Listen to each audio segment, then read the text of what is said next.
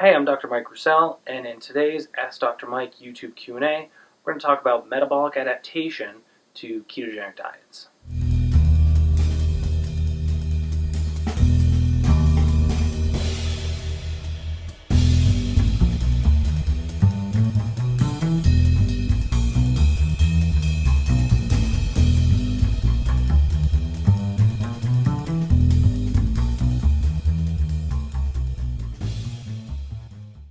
So today's question comes from another Facebook fan, and in this question, the fan writes, what about metabolic adaptations to ketogenic diets? Dr. Lane Norton talks about keeping calories up while dieting. Does this minimize damage/adaptation even if your carbs are very low? So what this question is kind of centering on is this concept about metabolic damage or adaptation. Dr. Norton has a great series, it's about 3 or 4 videos long, I think, all about this concept of metabolic adaptation or metabolic damage. So I suggest you go watch those. They're rather lengthy, but they're worth it. There's a lot of great information there. But the gist of it is that your body becomes very efficient at burning calories when you drive your calories lower and lower and do more and more steady-state aerobic cardio. Now, we're not talking about 1 or 2 45-minute cardio sessions a week. We're talking more about 1 or 2 hours of cardio per day. So this is a high amount of cardio and very, very low calories. And essentially what you're doing is kind of metabolically shocking your system, and your body responds by becoming a lot more efficient.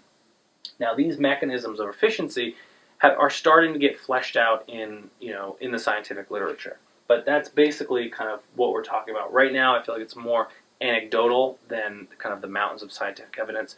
But within the scientific literature, the basis of these adaptations is definitely present and discovered. So how does this relate specifically to ketogenic diets? And because your carbs are really low, can you still keep your calories high so you don't get these metabolic adaptations? And the answer is yes. So what about ketosis? So this is a really important key to remember. Ketosis is not weight loss. Instead, ketosis is actually a metabolic state when fat is being burned as your primary fuel source. And then ketones are being produced. Now, ketones are a byproduct of fat metabolism. When fat is getting oxidized at a very high rate, there's an overflow pathway which results in ketone production. And then you can measure ketone formation in either your urine or in your blood. Your blood actually being more accurate. Oftentimes one of the most popular ways of measuring dietary ketosis is through measuring ketones in your urine, because that's where it overflows. But urinary ketosis and blood ketone levels are not always correlated. One other side note about ketosis, dietary induced ketosis through a very low carbohydrate diet is very, very different than diabetic ketoacidosis, which is a dangerous metabolic state.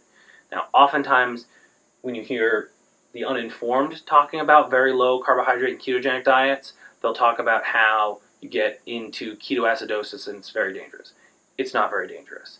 Comparing dietary induced ketosis from a low carbohydrate diet to diabetic ketoacidosis is like comparing junior high basketball to professional basketball. They're on very far ends of the spectrum. They're both basketball, but are very far apart.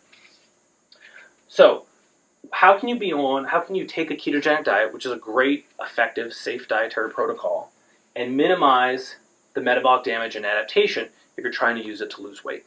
So here are 5 things that you can do to do this. The first thing is, when you first get onto a ketogenic diet, increase the fat in your diet, but don't cut calories. Okay? And this really gets back at the question is, can you keep calories up even though and carbs are very low to minimize this adaptation?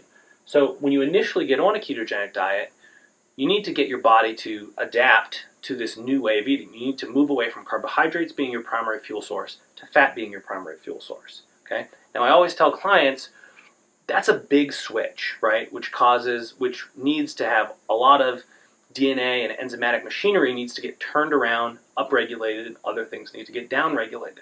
So we don't want to take that and couple it with calorie restriction, which is another kind of stressful metabolic state at the same time, right? Give your body a break. First, just worry about getting into ketosis, then worry about lowering calories or increasing exercise to burn and lose fat.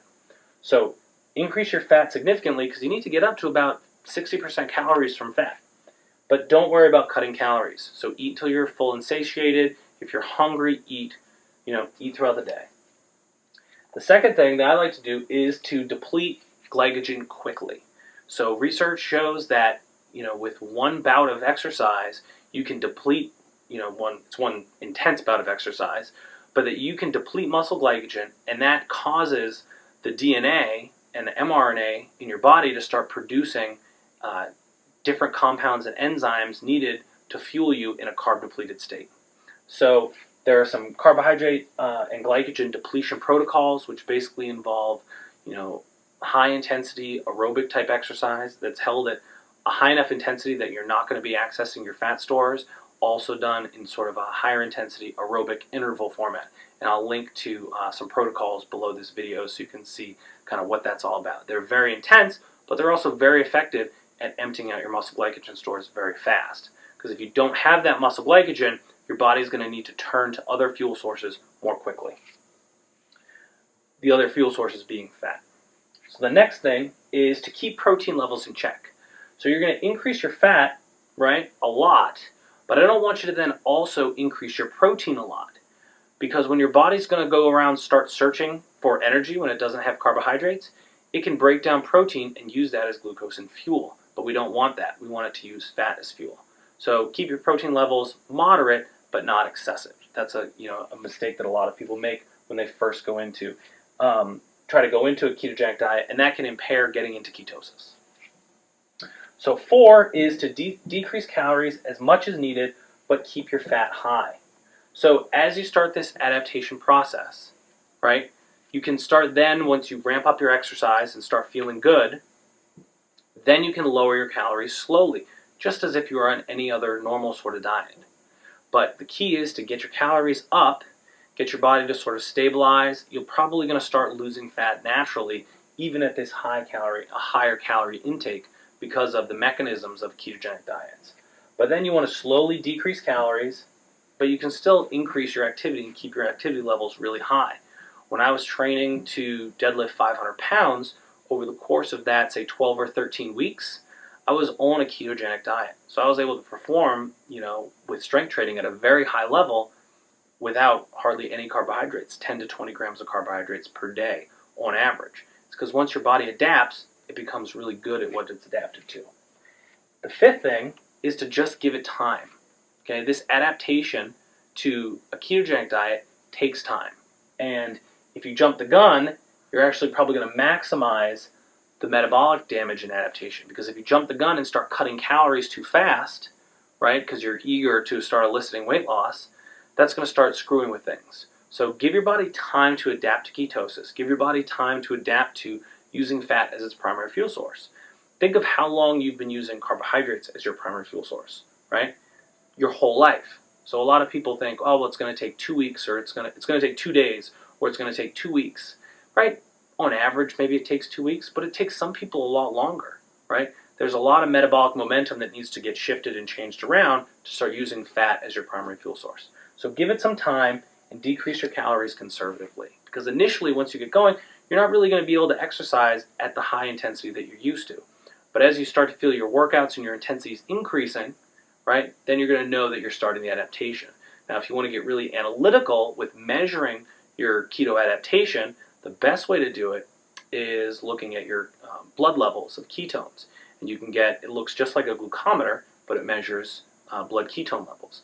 Now, the keto sticks are like gold. They're not cheap. So you can get away without it, but if you really want to take it that extra level to troubleshoot and maximize ketosis, then you can get one of these things, but the sticks are $2, so you don't want to waste them. But so that's how you go about minimizing metabolic damage while maximizing keto adaptation and still losing weight. Okay, so I hope that answers your question. That's going to wrap it up for this video. Post comments below, ask questions, subscribe to the YouTube channel, and visit my blog at microcell.com. Thanks a lot.